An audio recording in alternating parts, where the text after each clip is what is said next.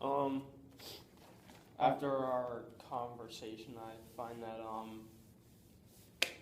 one of the highlights of the conversation was when we started talking about beauty and like what the mom and dad just like felt about Big Mike and Sean. I felt like how like their when we started talking about their connection, like their instant connection. I thought that was a highlight of our conversation. Also, the part where we're talking about or when you were talking about like if there's like something like magical that like kind of like brought them all together, like a main idea. I thought that was really cool. Well, what did you think? Well, I actually really enjoyed the conversation, and I think that with conversations, what I began to discover throughout taking this class is you can't force a good conversation. They happen naturally, because like I just enjoy talking about this, and I think that's when I think conversations definitely go the best, and you enjoy talking about them. Yeah. So like this like wasn't a forced like checklist, like let's talk about this, let's talk about this, let's talk about this. This is like almost like a free conversation, and like that's why I think it went really well, because I was able to enjoy it, and like the topics that we covered, I had almost like some of them I had like a past experience of thinking about, like the sixth sense type of thing, like things that meant to be, and like it's just something that it's basically that I've loved to talk about. We were able to relate it to this book.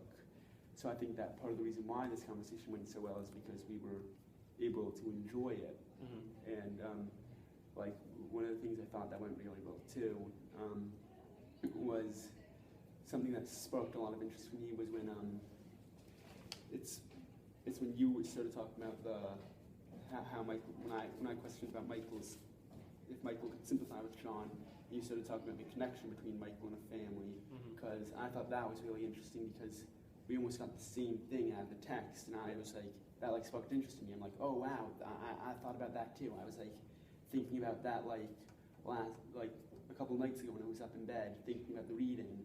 I was thinking about that question, like how is the mom able to connect with Michael so well? Yeah. So all of a sudden I was going to get to talk about a question that I had that had almost been like irking me. So I was just like, oh wow, this is exciting. I'm going to get to talk, because like once you form your theory on a question, it's kind of hard to look at it from different perspectives. But you had like almost a different theory on the topic that I did. So I was like excited. So I'm like, oh, now I'm going to get to review what we were discussing, what's been bothering me for a while.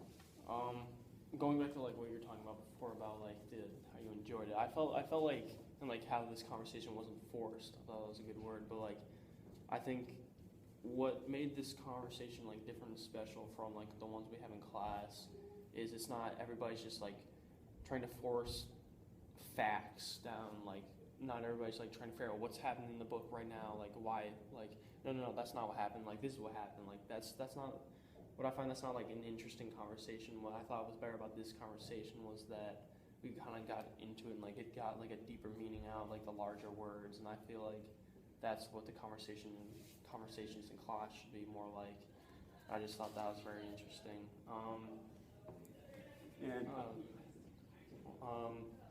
Some of the conversation strategies that I think that we did well on was maybe like agreeing with each other and like going back and forth about ideas and like questioning each other's ideas and agreeing with them. I thought that was helpful.